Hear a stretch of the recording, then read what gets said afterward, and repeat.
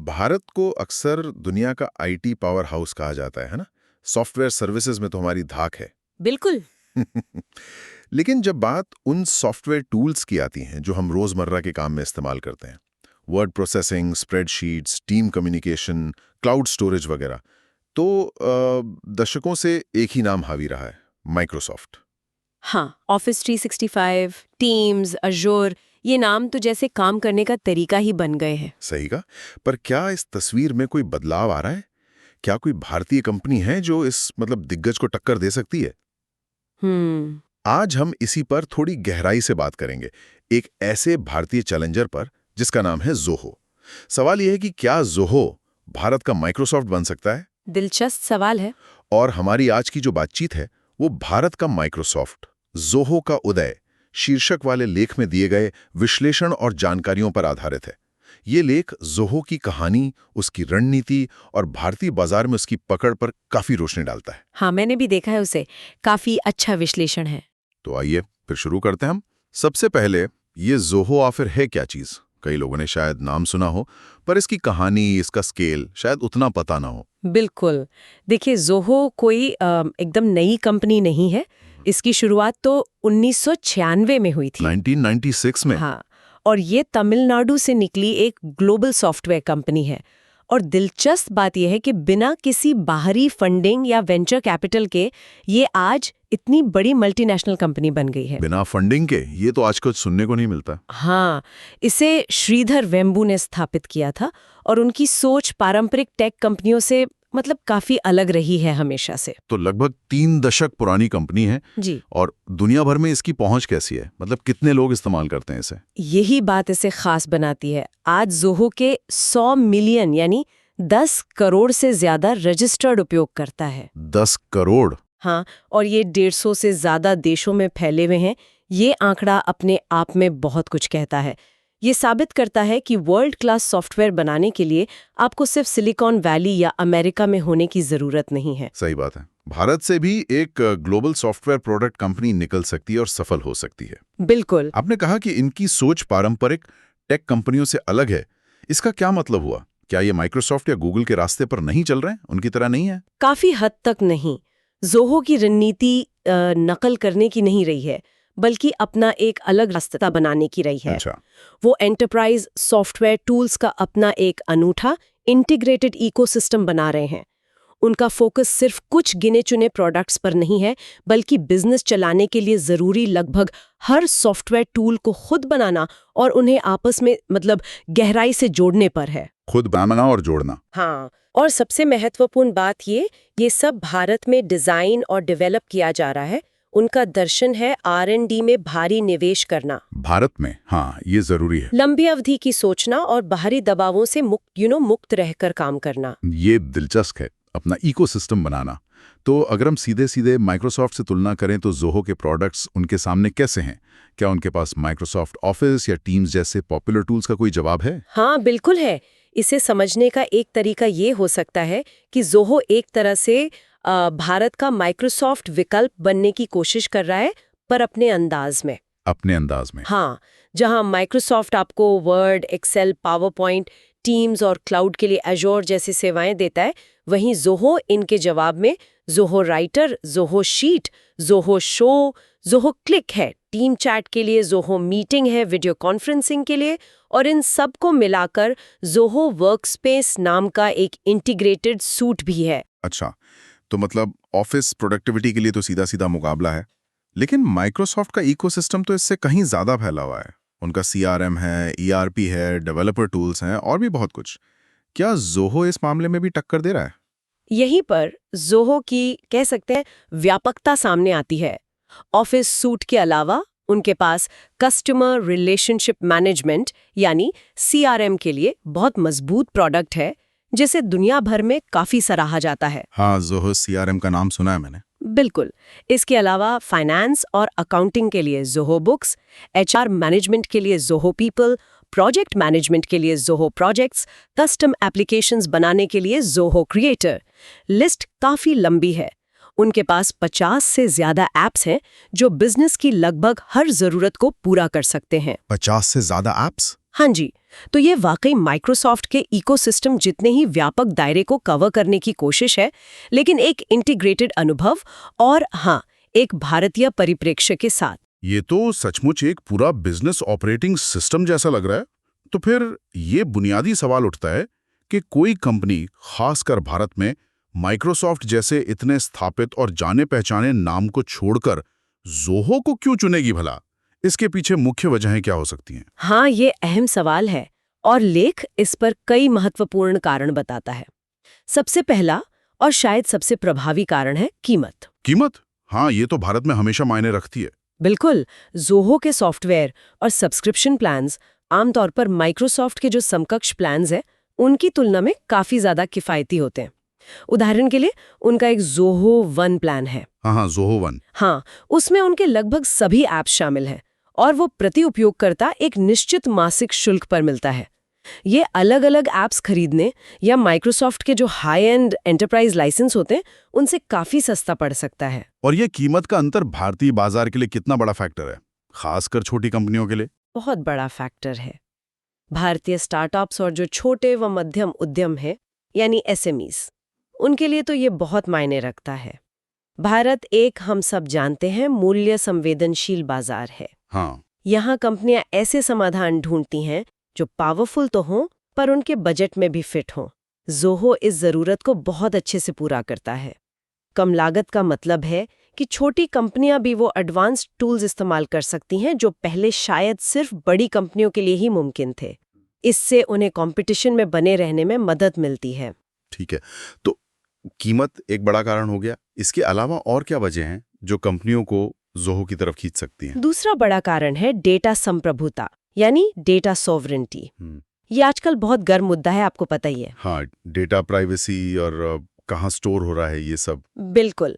तो ज़ोहो दुनिया भर में अपने खुद के डेटा सेंटर चलाता है और इनमें भारत में भी शामिल हैं। भारत में भी? अच्छा। हाँ, इसका मतलब है कि भारतीय कंपनियां ये चुन सकती हैं कि उनका सारा डेटा भारत की भौगोलिक सीमाओं के भीतर ही स्टोर हो।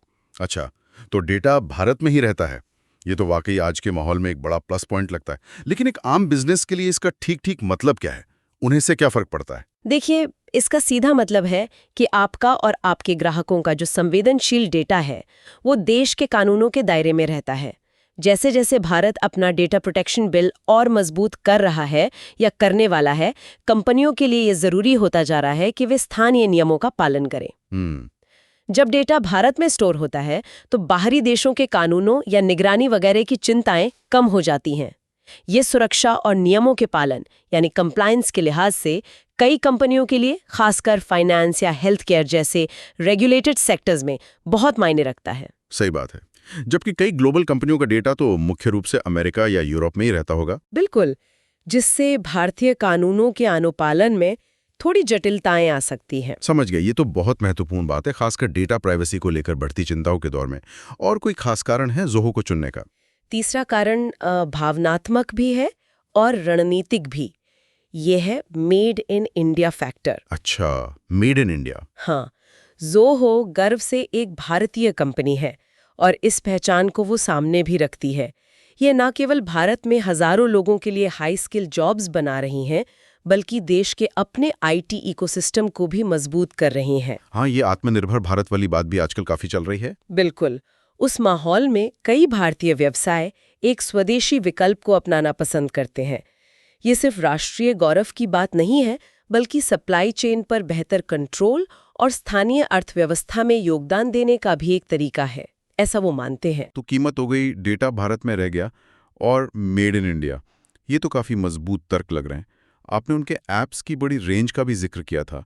क्या उसमें भी कोई खास बात है? हाँ, ऐप्स की जो विस्तृत श्रृंखला है और उनका आपसी एकीकरण, मतलब इंटीग्रेशन, वो एक और बड़ा आकर्षण है। जैसा मैंने कहा, 50 से ज्यादा ऐप्स होना एक बात है, लेकिन ज़ोहो का असली बल इस बात में है कि ये सभी ऐप्स एक दूसरे के साथ मिलकर काम करने के लिए डिजाइन किए गए हैं। अच्छा, तो मतलब सब कुछ जुड़ा हुआ है आपस में। हाँ बिल्कुल। उदाहरण के लिए मान लीजिए सीआरएम में कोई नया लीड आया तो वो अपने आप मार्केटिंग ऑटोमेशन टूल में जा सकता है। फिर बिक्री फाइनल होने पर अकाउंटिंग सॉफ्टवेयर में इनवॉइस बन सकता है। ये सब बिना किसी अलग अलग सिस्टम को जोड़ने की वो झंझट के। समझ गया। उनका ज़ोहो वन सब्सक्रिप्शन इसी विचार पर आधारित है। एक ही जगह से अपने पूरे बिजनेस को चलाने के लिए जरूरी सभी टूल्स आपको मिल जाएं। यानी अलग अलग वेंडर से सॉफ्टवेयर खरीदो, फिर उन्हें इंटीग्रेट करने में मेहनत करो, उस सब से मुक्ति। काफी हद तक। कई व्यवसायों के लिए ये अलग अलग सॉफ्टवेयर खरीदना, उन्हें मैनेज करना और उनके बीच डेटा सिंक करना एक बड़ी चुनौती होती है और महंगा भी। ज़ोहो इस समस्या का समाधान एक सिंगल इंटीग्रेटेड प्लेटफॉर्म देकर करता है। ये न केवल लागत बचाता है बल्कि काम करने की कुशलता भी बढ़ाता है। ये माइक्रोसॉफ्ट के मुकाबले एक अलग अप्रोच है। वहाँ भी इंटीग्रेशन है, जैसे डायनामिक्स 365 सीआरएम और ऑफिस 365 को इंटीग्रेट कर सकते हैं, लेकिन ज़ोहो का दावा है कि उनका इंटीग्रेशन ज़्यादा गहरा और स्वाभाविक है क्योंकि सब कुछ शुरू से ही एक साथ काम करने के लिए बनाया गया है। ठीक है, ये तो हुई भारत की बात, लेकिन आपने शुरू में कहा था कि ज़ोहो के उपयोगकर्ता 150 से ज़्यादा देशों में हैं। तो क्या ये सिर्फ भारत में ही लोकप्रिय है या दुनिया भर में भी अपनी जगह बना रहा है? नहीं, ये सिर्फ भारत तक ही सीमित नहीं है। ज़ोहो की वैश्विक पहचान भी काफी मजबूत हो रही है। यूरोप, उत्तरी अमेरिका, लैटिन अमेरिका, दक्षिण पूर्व एशिया, कई क्षेत्रों की कंपनियां माइक्रोसॉफ्ट और गूगल स्पेस वर्कशीट्स जैसे जो स्थापित नाम है, गूगल वर्कस्पेस भी है, उनके एक विश्वसनीय, लागत प्रभावी और खासकर प्राइवेसी फोकस्ड विकल्प के रूप में ज़ोहो के टूल्स अपना रहे हैं। खासकर जो छोटे और मध्यम आकार के व्यवसाय हैं, मतलब एसएमबीज, उनके बीच इसकी लोकप्रियता बढ़ रही है। क्यों? उनके लिए क्या खास है? क्योंकि उन्हें एंटरप्राइज ग्रेड फीचर्स चाहिए होते हैं, लेकिन वो बड़ी कंपनियों जितना खर्च नहीं कर सकते या करना नहीं चाहते। ज़ोहो उन्हें वो बीच का रास्ता देता है। अच्छा, और स्रोत में एक और दिलचस्प बात का जिक्र था, ज़ोहो का टियर 2 और टियर 3 शहरों पर फोकस। ये थोड़ा अजीब सा लगता है क्योंकि ज्यादातर बड़ी टेक कंपनियां तो बैंगलोर, हैदराबाद, पुणे जैसे महानगरों में ही अपना बेस बनाती हैं। हाँ, ये ज़ोहो की सबसे अनूठी रणनीतियों में से एक है और ये उनके संस्थापक श्रीधर वेम्बू के दर्शन को दर्शाती है। क्या दर्शन है उनका? वो मानते हैं कि प्रतिभा सिर्फ बड़े शहरों तक सीमित नहीं है, टैलेंट हर जगह है। इसलिए ज़ोहो ने जानबूझकर तमिलनाडु में तेनकासी और आंध्र प्रदेश में रेणीगुंटा जैसे छोटे शहरों और कस्बों में अपने ऑफिस खोले हैं। छोटे शहरों में? हाँ, और वहाँ स्थानीय प्रतिभाओं को, लोकल टैलेंट को ट्रेन करके उन्हें रोजगार दिया है। लेकिन ऐसा करने के पीछे क्या सोच है? क्या सिर्फ खर्चा बचाना ही मकसद है? खर्चा एक पहलू हो सकता है, लेकिन ये उससे कहीं ज्यादा गहरी सोच है। पहला, ये ग्रामीण और अर्ध शहरी इलाकों में आर्थिक अवसर पैदा करता है जहां ट्रेडिशनली हाईटेक नौकरियां नहीं होती। ये तो अच्छी बात है। दूसरा, ये ब्रेन ड्रेन को कम करने में मदद करता है, जहां प्रतिभाशाली युवा बेहतर मौकों के लिए बड़े शहरों या विदेश चले जाते हैं, वो अपने घर के पास ही काम कर सकते हैं। और तीसरा, ये साबित करता है कि वर्ल्ड क्लास सॉफ्टवेयर बनाने के लिए आपको सिलिकॉन वैली या बैंगलोर जैसे महंगे टेक हब में होने की जरूरत नहीं है। ये से वो शायद ट्रांसनेशनल लोकलिज्म कहते हैं? बिल्कुल सही, इसे भी ट्रांसनेशनल लोकलिज्म कहते हैं, मतलब ग्लोबल स्तर पर काम करना लेकिन स्थानीय समुदायों में गहराई से जुड़कर। ये ज़ोहो की कॉर्पोरेट संस्कृति का एक बहुत अहम हिस्सा है और उन्हें दूसरी टेक कंपनियों से काफी अलग बनाता है। ये वाकई एक कह सकते हैं प्रेरणादायक मॉडल है। तो इन सब बातों को ध्यान में रखते हुए उनकी किफ़ायती कीमत, डेटा संप्रभुता पर जोर, मेड इन इंडिया अपील, इतने सारे इंटीग्रेटेड ऐप्स, ग्लोबल पहुंच और ये अनोखी टियर 23 शहरों वाली रणनीति, भारत में ज़ोहो का भविष्य कैसा नजर आता है? स्रोत इस बारे में क्या कहता है? स्रोत तो काफी आशावादी है। उसका मानना है कि जैसे जैसे भारत आत्मनिर्भर भारत और डिजिटल स्वतंत्रता की ओर बढ़ रहा है, ज़ोहो इस बदलाव का नेतृत्व करने के लिए बहुत अच्छी स्थिति में है। अच्छा। हाँ, डेटा गोपनीयता कानून शायद और सख्त होंगे, विदेशी सॉफ्टवेयर पर निर्भरता कम करने की इच्छा बढ़ रही है और स्थानीय जरूरतों के हिसाब से बने किफायती समाधानों की मांग तेज हो रही है। इन सभी ट्रेंड से ज़ोहो को फायदा मिलने की पूरी उम्मीद है। लेख में तो यहाँ तक कहा गया है कि भारत में ज़ोहो की वृद्धि अनस्टॉपेबल यानी अजेय लग सकती है। हालांकि ये शायद थोड़ी अतिशोक्ति हो। हाँ, अजय तो शायद ज्यादा हो गया। माइक्रोसॉफ्ट जैसी कंपनियां भी तो हैं। बिल्कुल, उनके पास अभी भी भारी संसाधन है और बाजार में गहरी पकड़ है, लेकिन दिशा निश्चित रूप से ज़ोहो के पक्ष में जाती दिख रही है, ऐसा स्रोत का मानना है। तो घूम फिर कर वही सवाल, क्या ज़ोहो वाकई भारत का माइक्रोसॉफ्ट बन सकता है? शायद ग्लोबल रेवेन्यू या मार्केट कैप के लिहाज से देखें तो अभी वो फासला बहुत बड़ा है। हाँ, अभी तो है। लेकिन इसमें कोई शक नहीं कि ज़ोहो भारत का अपना टेक ज्वेल है। एक सच्चा made in India software power house जो न केवल अपने घर में बल्कि ग्लोबल स्टेज पर भी स्थापित दिग्गजों को मजबूत चुनौती दे रहा है। बिल्कुल सही कहा। और ये पूरी चर्चा एक महत्वपूर्ण सवाल सोचने पे मजबूर करती है कि भविष्य में वो कौन से निर्णायक फैक्टर्स होंगे जो ये तय करेंगे कि भारतीय व्यवसाय ज़ोहो जैसे स्वदेशी समाधानों को किस हद तक अपनाते हैं। क्या तय करेगा? क्या कीमत हमेशा सबसे बड़ा फैक्टर रहेगी, या फिर डेटा संप्रभुता और स्थानीय नियमों का पालन ज्यादा महत्वपूर्ण हो जाएगा, या फिर माइक्रोसॉफ्ट जैसी कंपनियों की जो ब्रांड लॉयल्टी है और उनका जो जमाया इकोसिस्टम है उसका खिंचाव ज्यादा मजबूत साबित होगा? हाँ, ये देखना वाकई दिलचस्प होगा। बिल्कुल। आने वाले वर्षों में ये देखना दिलचस्प होगा कि भारतीय टेक का ये बाजार किस करवट बैठता है।